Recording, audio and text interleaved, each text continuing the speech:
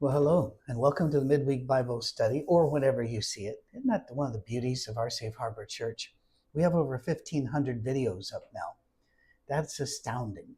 And by the time you watch this, we will have hit our 5th anniversary. It'll be about on the 5th anniversary. We did a soft opening at the end of October, but then we did a real live here we are about the second week of November. So 5 years. It's amazing. So let's get into it. Luke chapter 8, starting at verse 22. I'll be reading out of the NIV, which I usually do because that's what most people have. People ask me all the time what my favorite version is. And for almost all purposes, it would be the New Revised Standard Version, Upgraded Edition. So it's a long name, and it's usually put there as NRSV in caps and then little UE. But I won't be reading out of that because most of you don't use that one. So NIV it is, right? Luke chapter 8, verse 22. One day Jesus said to his disciples, "Let's go over to the other side of the lake." So they got in the boat and set out. As they sailed, he fell asleep. A squall came down on the lake so that the boat was being swamped and they were in great danger. All right, great danger. So this isn't just a storm and these guys are little scaredy cats. The boat is in danger of being swamped. Now, if you don't know much about boats, you don't really need to know all that much about it, really. The gunnels, the part that comes up on the side, are only so high above the water. Normally, that's not a problem. But when a wave comes that's higher than the gunnels, it can come into the boat, which means your boat goes down a bit. And then the next wave that comes is going to come right in and you will be swamped. That means it pushes the boat down. The boat doesn't sink all the way to the bottom because they're made out of wood, but it becomes untenable. You can't stay in it. It might flip over and trap you under. So these things are pretty serious. And besides, they would have used sails on their boats. Most likely this is a sailboat.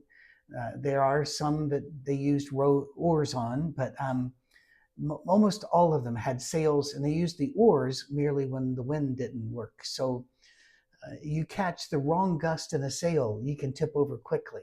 But this sounds like the waves are hitting them. They're being rocked back and forth. Back in May it was, I was back in Scotland, and I took the ferry from the north of Scotland, Scrabster, up to Orkney, the Orkney Islands. It was the worst boat ride of my life, and I have been in many. I have been in many storms in my life, but this storm was so bad. The furniture was chained down and it was whipping back and forth in the air. And there was great consternation even amongst the crew. Now, we weren't in danger of being sunk. We were in danger of being damaged.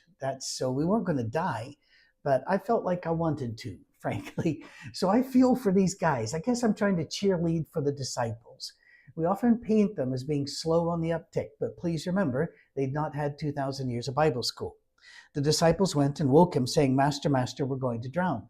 Now, at first reading, this to me is hilarious because he's peacefully laying there. If you think you're all going to die, why wake him up? It's almost like, well, we're all going to die. We don't want you to miss it. And you're going to die too. Don't want you to miss it. You might say, well, they were trying to wake him to get him to help. Probably not. Yeah, you already had enough people in the boat to do any bailing. That's where you take cups or water or a bucket or your hand to throw water back overboard, trying to get the water out the boat. But he doesn't do that. He got up and rebuked the wind and the raging waters. The storm subsided and all was calm. "Where's your faith?" he asked his disciples. Come on, be fair. They didn't know he could do that. This was really something new. And in the other Gospels, it'll say he said sternly, "Be quiet, be still." The words there really mean shut up and stop. Stop it, shut up. And I brought that up once during a sermon, and this I guess she was preteen, maybe 11 or so. She came up and she said, "You said shut up." And I said, "Yeah, I did." And she said, "My mama says you can't say shut up." It was so hard for me not to go, "Shut up." What? But it is a proper way to address danger, evil, something that comes across. And so here, Luke, for some reason, leaves that phrase out. In fear and amazement, they ask one another, "Who is this? He commands even the winds and the water, and they obey him." Now, that's a really good clue to answer the question. Jesus said, "Where is your faith?" They're saying, "Who is this?" Didn't they know by now? Well, no, they didn't, because you can say that somebody is the Son of God or the Messiah and not get the ramifications of that. Obviously, one of the great classics of Christian literature is "Your God is Too Small," a book which I think will probably stay in printing for another 100 years. That's a problem for us, understanding the ramifications of who we follow, of being who he is. But again, they really didn't know who he was yet. To them, he was a great rabbi and possibly the Messiah, but they hadn't figured out that he was God. That's going to have to come later. Well, they sailed to the region of the Gerasenes, which is across the lake from Galilee. When Jesus stepped ashore, he was met by a demon-possessed man from the town. Let's just have a word about the storm and what happens next. There are a lot of people who think it's just a storm. That's one story. We're moving to the next story. In fact, in my edition of the NIV, it has it separated into a different section and has a different heading over it, the healing of the demon-possessed man. What if they're the same story? I don't know what demons can do and not do. I know a lot of what they can't do. They can't take you without your permission. They can't possess you like you see in horror movie films. They can't read your thoughts. There's nothing in Scripture that indicates they can read what you're thinking. They could probably read what you're doing and work off of that, but not what you're thinking. So could demons have caused the storm? Well, in the Old Testament, it seemed that they really did, and that's what people thought. They didn't really have a very developed demonology until after the Babylonian captivity, when they took a lot of the language of the Babylonians and ideas and such and put that into the problem of suffering, pain, storms, and the like. So demons got the blame for storms. And Baal, or Baal, was a storm god. One of many, but the biggest, most well-known one for most of us would be Baal. And so it's always in the back of my mind was a demon trying to snuff out Jesus before he got to the shore, because he had a guy over there, didn't want to lose him. Just a thought. When Jesus stepped ashore, he was met by a demon-possessed man from the town. For a long time, this man had not worn clothes or lived in the house, but had lived in the tombs. By the way, the tombs means he's unclean. You can't be around dead bodies and then go around people. There is a period of time you had to do cleansing. The whole Leviticus, Numbers has a bit of it, Deuteronomy has a bit of it, whole thing. So this is a demon-possessed guy who's also unclean, and he's coming up to a rabbi. All of these things break the rules. You're not allowed to approach a rabbi when you're unclean. When he saw Jesus, he cried out and fell at his feet, shouting at the top of his voice, "What do you want with me, Jesus, Son of the Most High God? I beg you, don't torture me." So this isn't really him talking. This is the demon, or demons. For Jesus had commanded the evil spirit to come out of the man. Now this is a good illustration.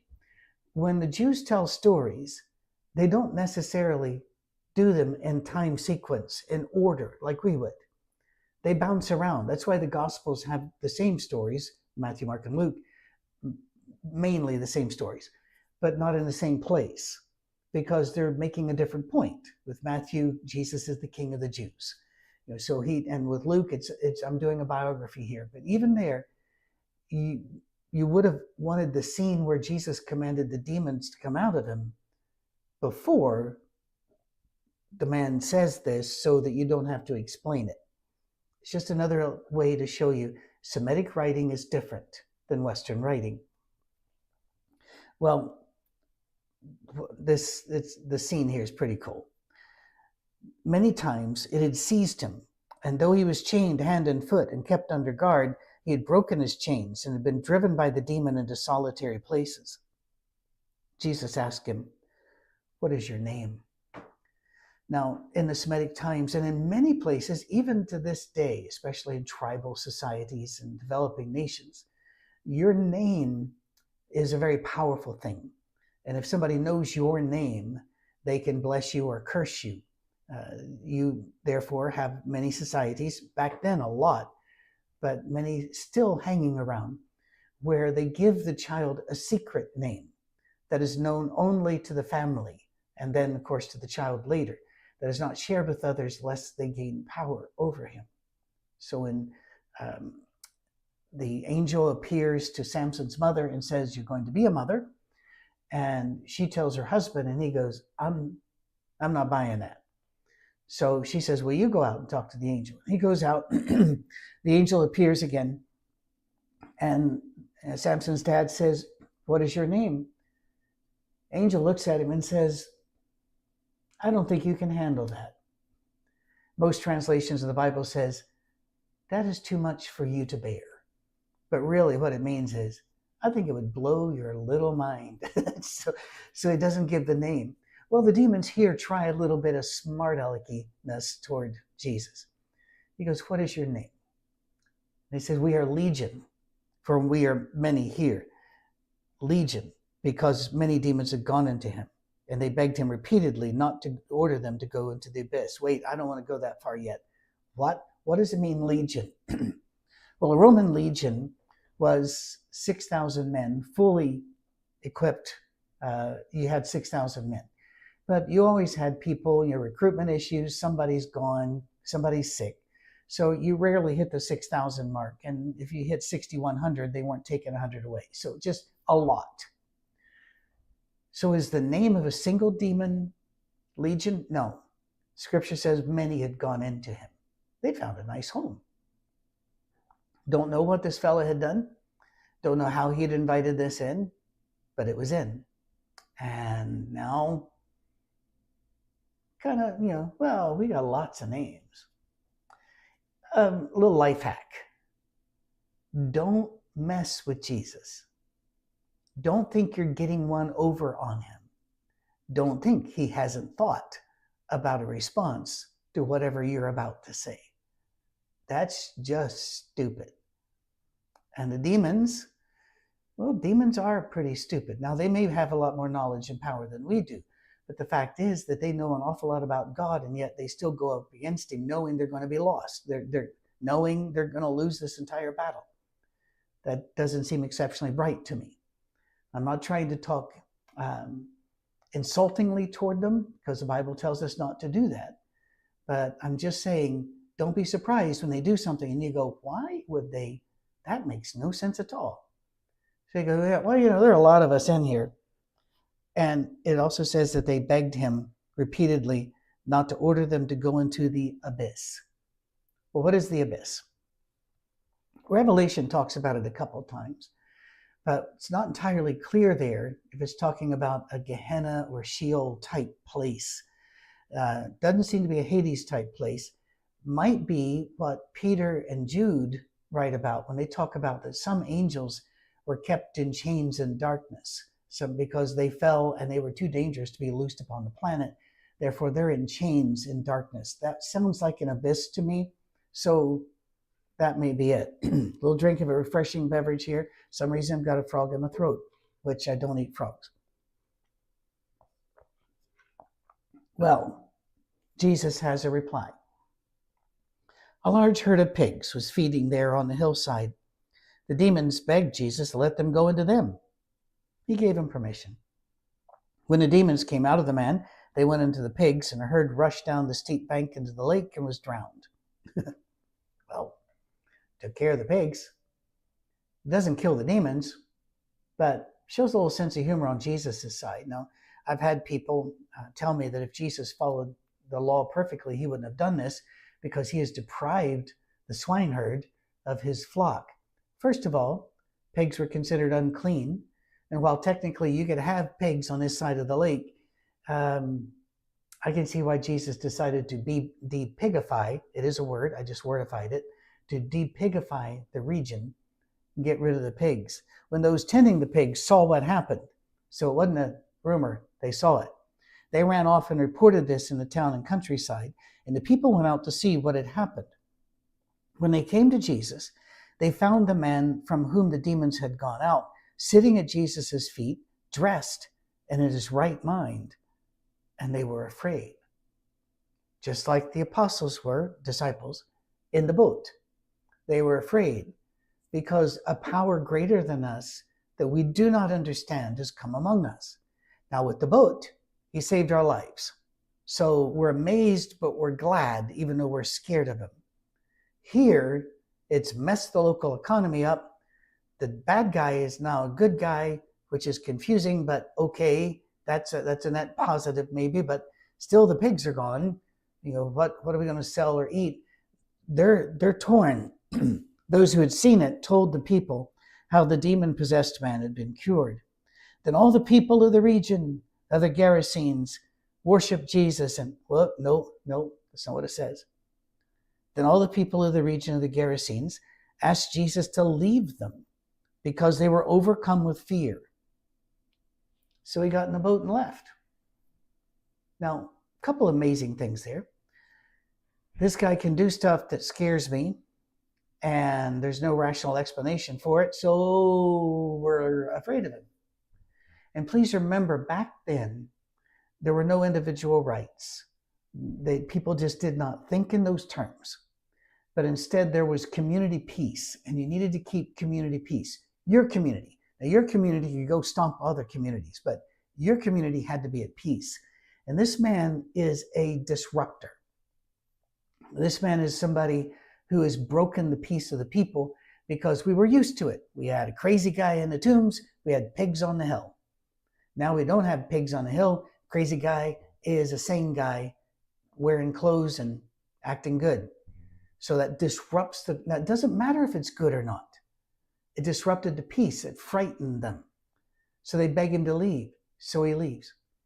Jesus doesn't go, well, I never. This is such an insult. Here I came, I did a good thing. Don't you agree? I did a good thing. There's something that I would like you to take away with this here. And that is, if somebody doesn't want you there, go ahead and go. It's all right. In my life before our safe harbor, not after such, but I was part of a religious tribe that had a great fear of being marked as unsound, as not being totally faithful to our interpretation of the Bible. And therefore, whenever I would go speak at a place, it was not uncommon for somebody to write in and goes, I don't think he's a sound preacher. I think that he's too liberal on these things, or he doesn't hold to the ancient gospel, though it, and whether it's true or not, that's what they would say. Most of the time, the churches knew me, discounted the letters, and allowed me just to do my talk and leave.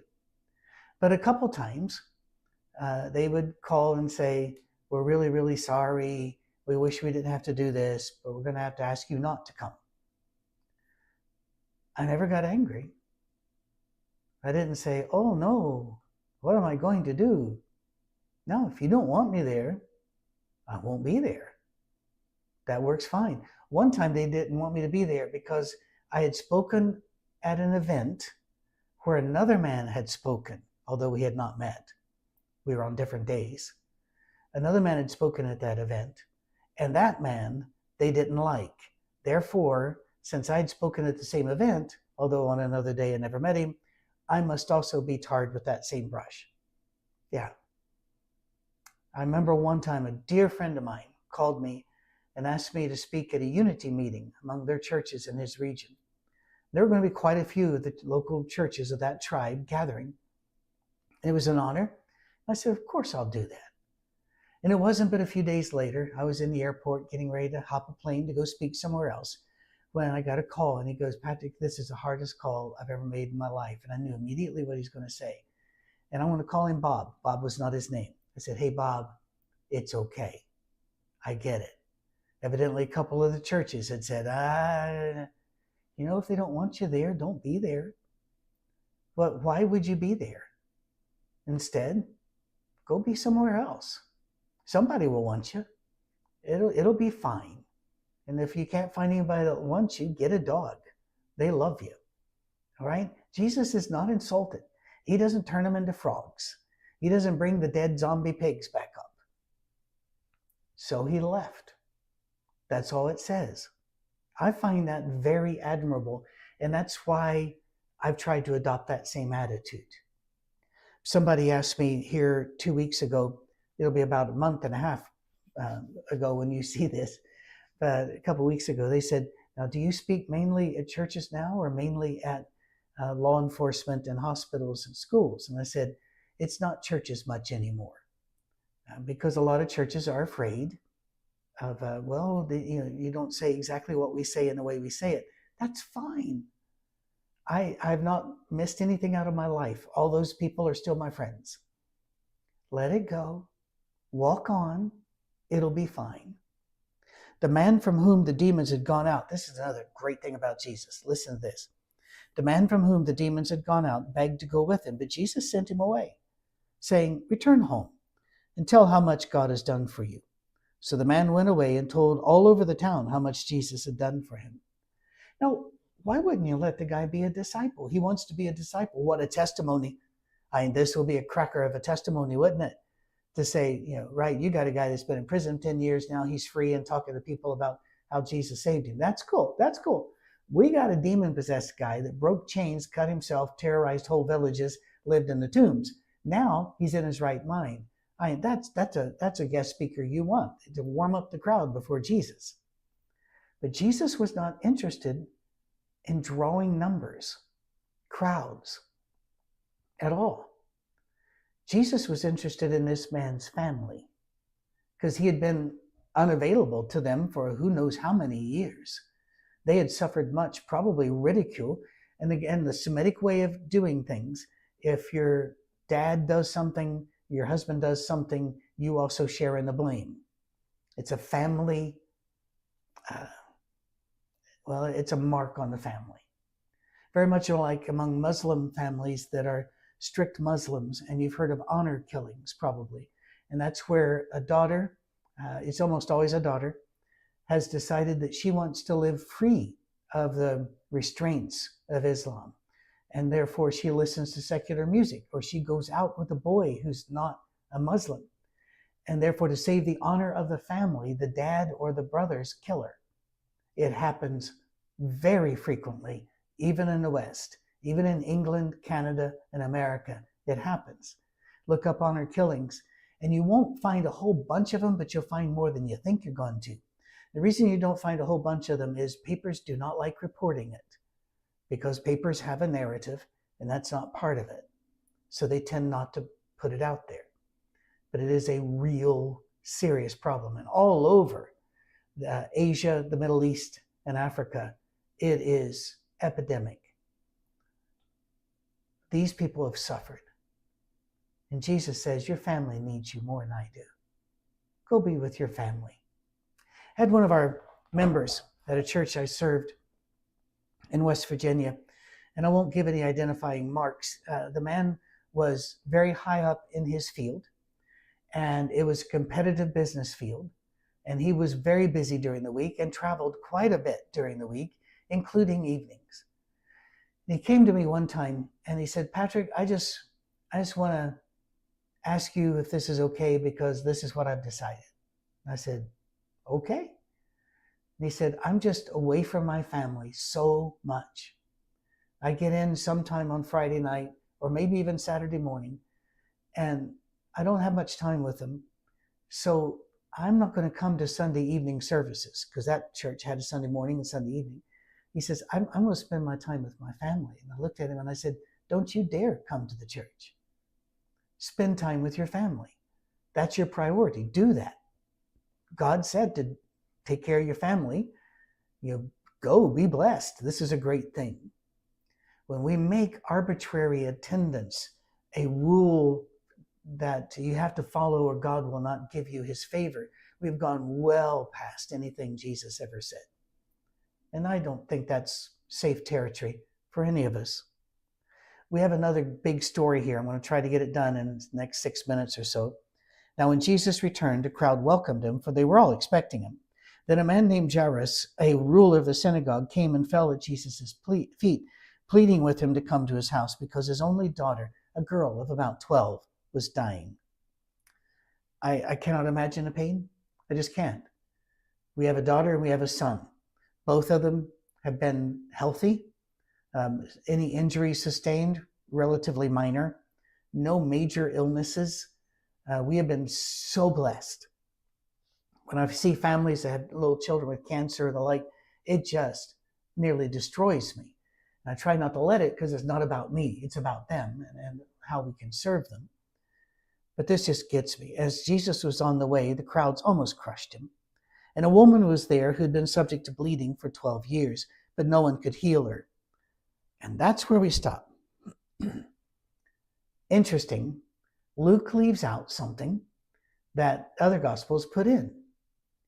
That she'd spent all she had on doctors, but only got worse. Other Gospels put that in. Luke skips right over that. Wonder why? Well, it's because Luke was a doctor. You're not going to write that. This is another evidence of the humanity involved in the writing of Scripture.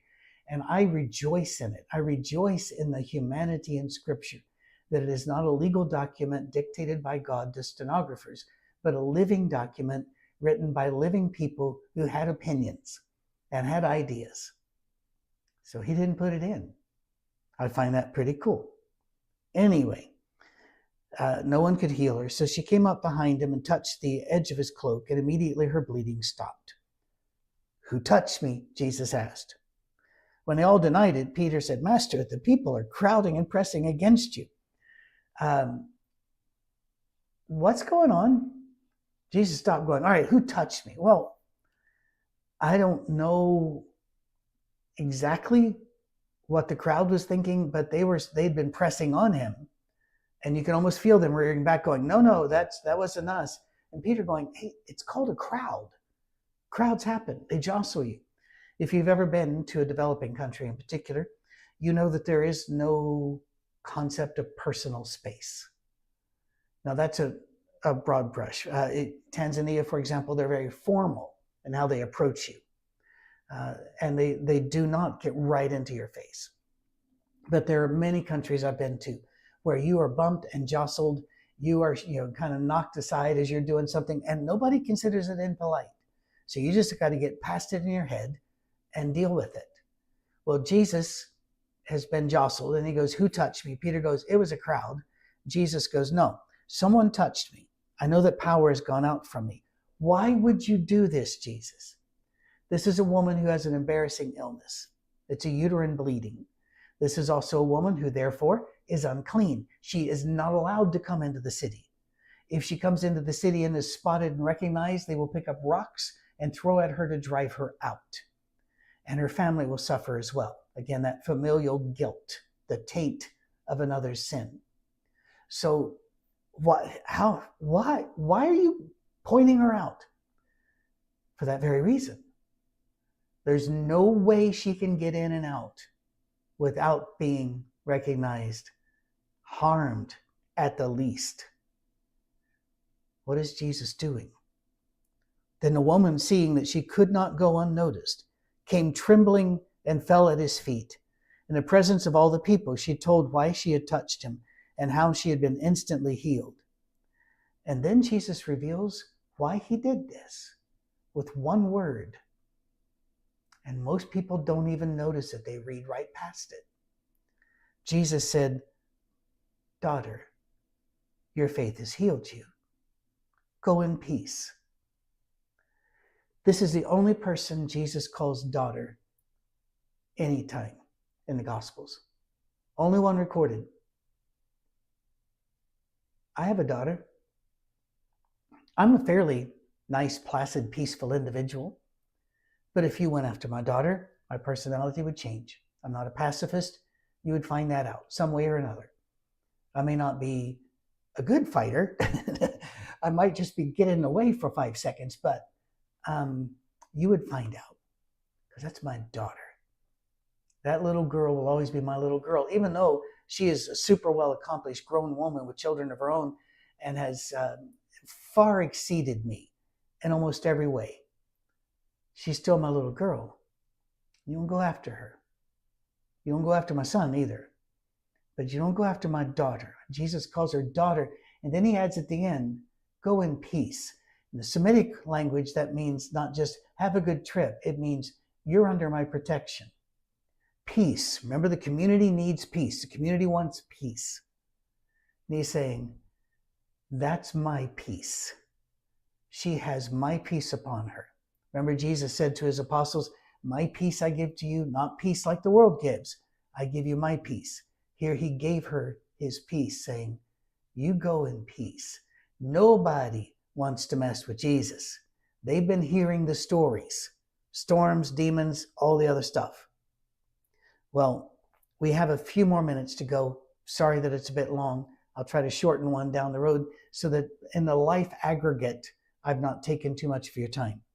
While Jesus was still speaking, someone came from the house of Jairus, the synagogue ruler. Your daughter is dead, he said. Don't bother the teacher anymore. Oh my goodness, I cannot imagine how hard that hit. That's more like a sledgehammer to the heart than a 2x4 to the head. It just knocks you down. It seems a bit callous too, the way it was said. Hearing this, Jesus said to Jairus, don't be afraid. Just believe and she'll be healed. Well, that's asking a lot. When he arrived at the house of Jairus, he did not let anyone go in with him except Peter, John, and James. We know from the other Gospels that it was full of mourners. When he tried to get in and say, please calm down, quiet. She's not dead. This is temporary. She's merely sleeping. Another way of saying this is not permanent. It's temporary. And they laughed at him. And that was a scornful laugh, an angry laugh. And he drove them all out of the house. Now, gentle Jesus, meek and mild, he could be tough. He drives them all out of the house. He lets Peter, James, and John come in. And the child's father and the mother. Meanwhile, all the people, again, were out there mourning. He says, and again, Luke puts it after the event. You know, she's not dead, but asleep. He says, they laughed at him knowing that she was dead. He leaves out them, shoving them out the door. He took her by the hand and said, my child, get up. Alitha koum in the Aramaic, which that was the language of Jesus' childhood. Well, Jesus spoke it fluently because most of the people in these stories spoke Aramaic. Well, why do they say Talitha koum in most of the translations?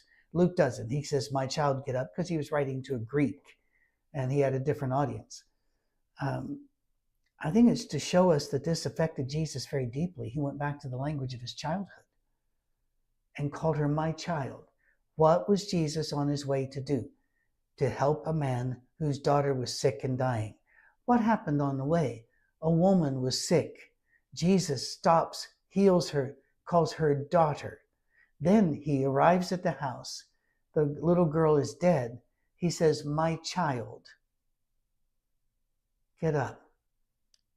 Her spirit returned, and at once she stood up. Then Jesus told them to give her something to eat. Her parents were astonished, but he ordered them not to tell anyone what had happened. I think people are going to notice anyway, don't you? Wait, weren't you dead? You know, that's going to ripple, but he needs to get out of the town. He wasn't about drawing the big crowds and leading a big movement. He was about helping people. Think about that too. Maybe if you're around places they don't want you, you're not where people need you. So you can go and you can be the guy that says, my child or daughter or son, go in peace. I got you. And then I love it. He raises somebody from the dead, for goodness sake, and yet there's no fanfare, no ta-da, no nothing up my sleeves, no presto changeo. No, it is, she's probably hungry. And he eases out the back door. The more I know about Jesus, the more I admire, respect, and love him. I even like him. How about you? Thank you for feeding us, giving us the opportunity to do this, and literally putting food on my table and petrol in my car. Thank you.